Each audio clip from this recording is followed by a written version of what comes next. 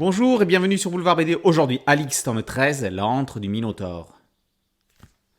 Une nouvelle boucle spatio-temporelle s'accomplit dans les univers d'Alix. Quelques mois après l'apparition de l'œil du Minotaure dans la série classique, Alix revient 30 ans plus tard sur les lieux de ses exploits en Crète dans Alix Sénator. Toujours à la recherche de reliques en suivant les indications du disque d'Osiris, Alix débarque sur l'île, à Héraclion, non pas pour philosopher, mais pour y retrouver Deucalion. Lui aussi a bien changé en 30 ans. Devenu un riche marchand d'esclaves, il s'est fait construire une superbe demeure, ou plutôt un palais digne d'un dieu dans les ruines du labyrinthe du Minotaure. Leur retrouvaille est l'occasion de lancer une légère pique à l'hypocrisie romaine. Marchand d'esclaves et non de vin doux. Alix n'approuve guère ce choix et aimerait s'en offusquer. Mais qui à Rome n'a pas d'esclaves ? Par ailleurs, il a besoin de son ami crétois pour retourner sur Terra, dans le temple du Minotaure. Or, le chemin pour y arriver est semé d'embûches. Suite à une tempête, le sort réserve un recto verso ironique à Deucalion. Et comment imaginer se plongeant dans le passé d'Alix avec ce monstre ? Est-il la clé de sa quête ? A-t-il réellement un lien avec les Atlantes ? Et quel serait-il ?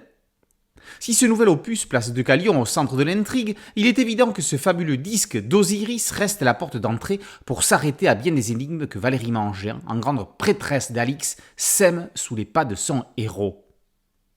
Lumineux comme la lune et chaud comme le soleil, sa dangerosité n'en est que plus grande. Porteur d'un secret encore plus précieux que lui, il entraînera nos héros à retourner dans cet endroit aussi mortel qu'il est ancien. Car rappelez-vous, ces billes de feu, brûlantes et empoisonnées, ces araignées géantes, ces couloirs immergés.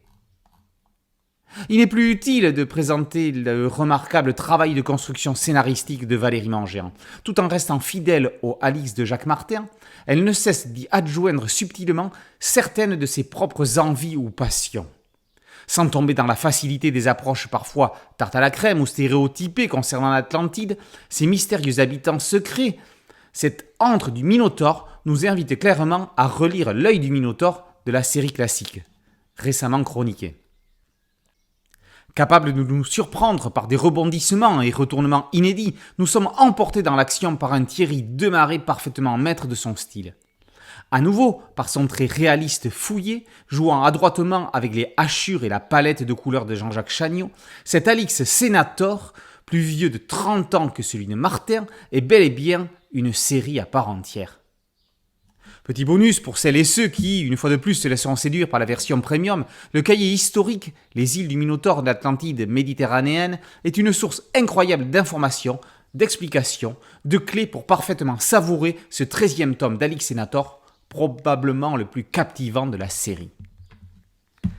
Alix Sénator, tome 13, l'antre du Minotaure, par Mangin et Desmarest, et paru aux éditions Casterman. Merci à mon ami Thierry Ligo pour cette chronique. Boulevard BD, c'est un podcast audio, une chaîne YouTube. Merci de liker, de partager et de vous abonner. À très bientôt sur Boulevard BD. Ciao.